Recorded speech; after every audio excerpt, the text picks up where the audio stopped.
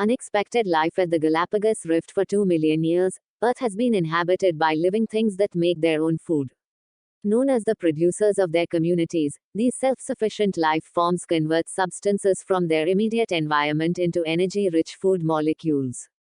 The energy they pack into these molecules has to come from somewhere, and while we have long known that plants and chlorophyll-carrying microbes harness energy from the sun via photosynthesis, a new type of producer was discovered a bit less than a half-century ago. Curiously, these new specimens live in the complete absence of sunlight and somehow make their own nutrients. Chemosynthesis. The first of these microbes to be discovered was found living in the pitch darkness of the ocean floor near hydrothermal vents, fissures in the Earth's crust where an upwelling of liquid hot magma meets seawater, forming a chemical-rich soup. While bursting with geothermal energy, the resulting mixture is toxic to most living things. One of the compounds in the mix is hydrogen sulfide HS for us, a fairly nasty chemical that is deadly at even low concentrations. And yet, many microbes on the ocean floor happily consume it. In doing so, they pluck electrons off of their hydrogen sulfide molecules, mix in a little carbon dioxide and water, and fix the energy released from these reactions in new sugar molecules. The process by which they create these energy-rich food molecules is known as chemosynthesis. Instead of channeling sunlight into chlorophyll, they harvest energy from chemical reactions, creating carbon-based nutrients, and thereby acting as the producers of whole ecosystems. And it was geologists, not biologists, mind you, who first came across these communities by accident while looking for something else. In search of the vents at the time chemosynthetic microbes were first discovered in 1977, the fact that life could exist in the darkness at the bottom of the ocean came as a complete surprise.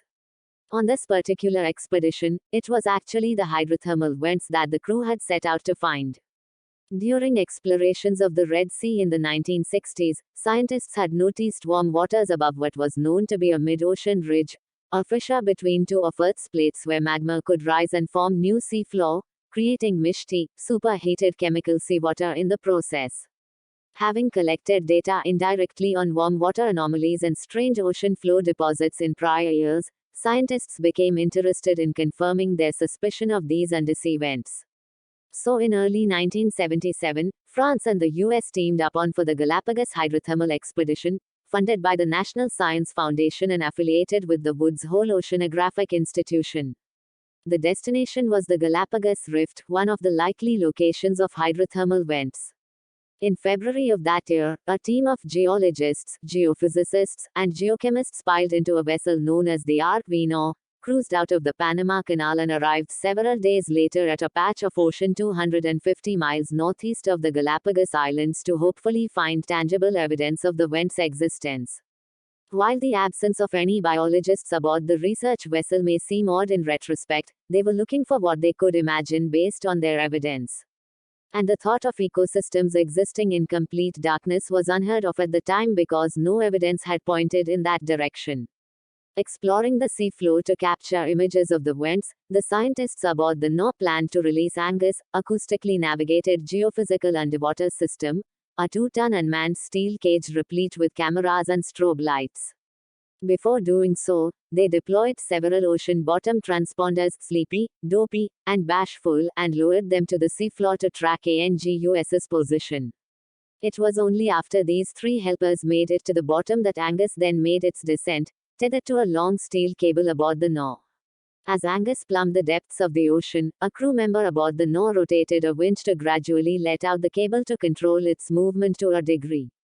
The high-tech cage would descend until it was 4.5 meters above the seafloor, and as the three transponders tracked its position, Angus would take 3,000 photographs of the area over the course of 12 hours.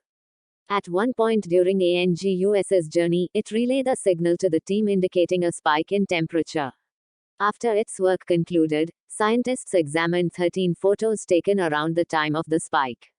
To their surprise, the photos revealed signs of life, more specifically, clams and brown mussel shells numbering in the hundreds, amidst misty blue ocean water.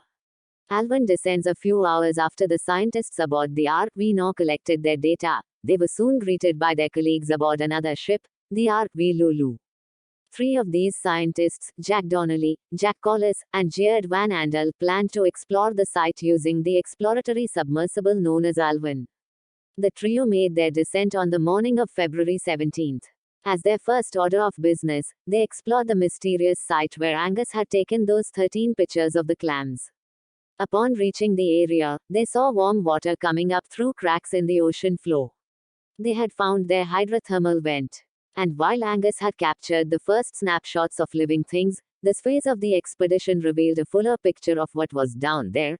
An area 50 meters across populated by brown mussels, white crabs and octopus, and white clams, some of which were 30 centimeters 1 foot in length.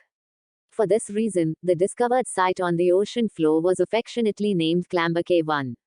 A new type of ecosystem. While scientists had long predicted the existence of hydrothermal vents, they were completely astounded by the discovery of life in the absence of sunlight. After all, such a thriving community cannot arise without producers at the base of the ecosystem, and the only ones they were familiar with required sunlight. And yet, here these ecosystems were thriving amidst the darkness of the ocean floor. The startling discovery of Clambake 1 led to later dives, and it was not long before actual biologists ventured into the watery depths to locate more undersea vents. One of the findings from these later dives was that the water these clams lived in was full of hydrogen sulfide. That was an initial clue to what was going on. Tube worms. As they explored other vent sites of the Pacific Ocean, the Alvin team came across one that they called the Garden of Eden, which held one of the more surprising examples of life on the ocean floor, tube worms with long white stalks and crimson-red plumes at the top. While the ones they saw were about 1.5 feet in height, some were found to grow to as high as 6 feet. Below is a photo of these creatures from a more recent expedition in 2011, Riftia pahabtila, anemones, and mussels in a thriving ecosystem. From the 2011 NOAA Galapagos Rift Expedition, Okeanos Explorer Program. Source: Flickr NOAA. These tube worms would become one of the keys to uncovering how these ecosystems could survive in the absence of sunlight. Anatomy of the worm. After the 1977 expedition, a tube worm specimen was taken to Meredith Jones, an invertebrate zoologist at the Smithsonian, who named it Riftia pahabtila. Upon studying the anatomy of the worm, he found that the creature had no mouth, no gut, and no anus, in other words, no digestive system of any kind. While it did have a long tube called a trophoosome, an organ associated with nutrition, it was unconventionally packed with sulfur crystals. Predictably, these findings led scientists to scratch their heads about how this species of tube worm obtained its nutrition. Possible symbiosis. At one point, Drive Jones gave a talk at Harvard about the vents and the tube worms as part of a course called Nature and Regulation of Marine Ecosystems. Among those attending the talk was Colleen Cavanaugh, a first-year graduate student at the time. While discussing the vents, Dr. Jones described the odd anatomy of the tube worm. While the tube worms did not have a mouth, it was found that the hydrogen sulfide entered through their lung-like plumes, which were red due to the blood they contained. He also described the sulfur crystals within the trophoosome, and the high concentrations of hydrogen sulfide in the water coming up through the vents. After hearing all this, Colleen stood up and suggested that there must be symbiotic bacteria living within the tissues of the tube worm that oxidized the hydrogen sulfide and provided it with nutrients. While people were skeptical of this idea at the time, Colleen went forward with exploring the contents of the trophoosome tissue using chemical analyses, DNA stains, and electron microscopy. Ultimately, she discovered that within each of these worms, the trophoosome contained trillions of bacteria that metabolized hydrogen sulfide, using it as an energy source to produce food that worms happily consumed. Going to work for the worms. Since the tubes of tube worms were made of chitin, the thick material that the exoskeletons of lobsters, clams, and crabs are largely composed of, the question naturally arose: how did these bacteria get inside the worm? Scientists ultimately found that in their larval stages, these tube worms are very different. They are free-swimming, have a mouth, and have fairly thin skin. They ultimately settle at vents and metamorphose into their adult forms. It is at the stage of metamorphosis when the microbes arrive, traveling through their skin in much the same way that a pathogen may infect a host. Once infected, the tube worm physiology changes such that infection is no longer possible. Once there, the microbes form a mostly mutualistic relationship with the tubeworm, gaining a fertile living place while providing it with carbon-based food. I say, mostly, because a few hapless microbes get digested.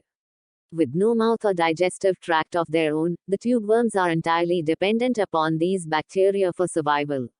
Naming the microbes after numerous genetic studies involving analyses of their genetic sequences, these bacteria have been named Candidatus Endoriftia persephone. This designation is a phylotype, think of it as similar to a species, but based purely on genetic sequences rather than a taxonomic unit based on characteristics. As science has progressed, we have learned that C. Endoriftia persephone are not alone in their choice of residence. In 2016, for instance, an additional type of microbe, Sulfurovum riftii, was isolated from these tubeworms. And while the number of known worm symbionts grows, they still prove hard to cultivate in the lab due to the specific living conditions they require. The tubeworm symbionts were only the beginning. Since the discovery of S. riftii, scientists have deployed a range of probes and submersibles into the depths of both the Pacific and the Atlantic in search of hydrothermal vents and their chemosynthetic denizens. And over the course of the past several decades, they have discovered a vast variety of microbes that reside in habitats ranging from the innards of clams and mussels to the extremely hot surfaces near the vents. On these surfaces, they often have been found packed into dense layers known as microbial mats, some of which as thick as 3 centimeters. While genetically and metabolically diverse, these microbes have one quality in common: their ability to harvest the energy from chemical reactions and create energy-rich food molecules enabled these microbes to act as the sole producers of the vent ecosystems. Lovers of the extreme wild Sulfurovum riftii species are part of the domain Eubacteria. There are other producers from the other microbe-only domain Archaea that dwell in these parts, thriving in temperatures that would wipe out most other life forms. Known as extremophiles, lovers of extreme environments, these microbes are found in places that would wipe out most life due to being intolerably hot, painfully cold, or poisonously acidic. To them, they are the perfect habitat, and one of these extreme habitats are undersea vents, which harbor extremophilic microbes that thrive in extreme heat.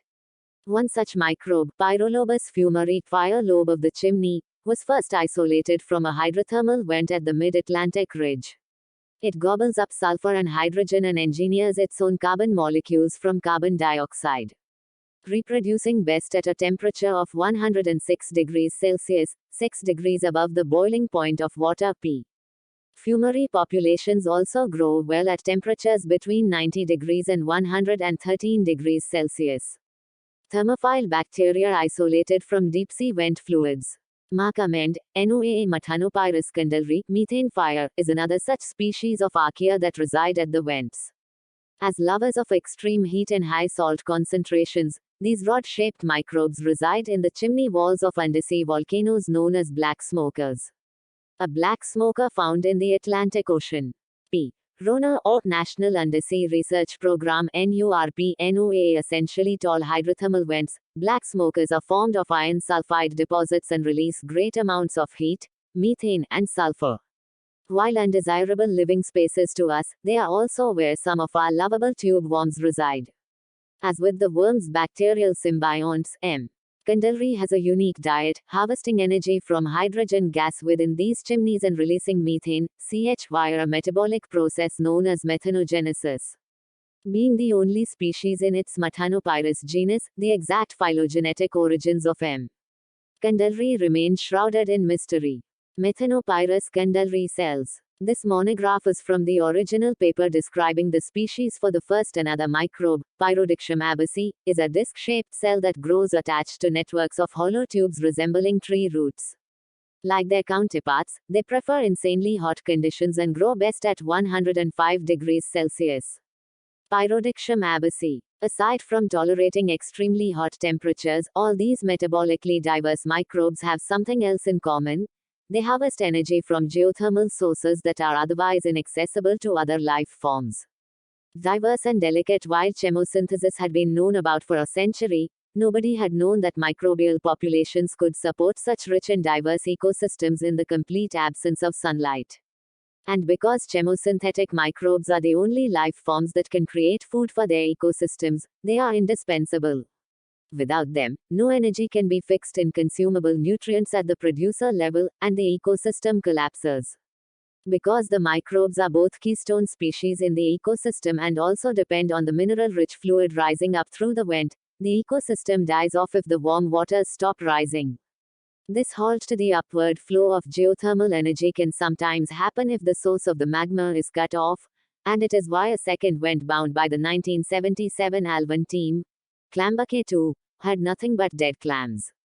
Having once been a thriving community, magma had stopped coming up through the fissure in the crust, leaving the area bereft of geothermal energy. With their supply of energy cut off, the microbial population ceased to exist, and with it, the rest of their ecosystem. So while these miraculous ecosystems can support thriving living things, they are also quite delicate and completely dependent upon the energy-rich chemicals provided by the warm water rising up through the vents. In summary, in February of 1977, the discovery of a rich and diverse ecological community in the pitch darkness of the ocean floor challenged our understanding of what places were habitable for living things. In time, scientists discovered diverse and resilient microbial communities that could survive at extreme temperatures by creating food from chemicals that most other living things would find toxic, and by packing these molecules with energy harvested from chemical reactions. While the first of these microbes were initially discovered inside a tubeworm, countless others have been discovered since then. We now know that they make up the producer base of these hydrothermal vent communities and represent an odd and exciting aspect of the biosphere that had been previously unknown. Thank you for watching.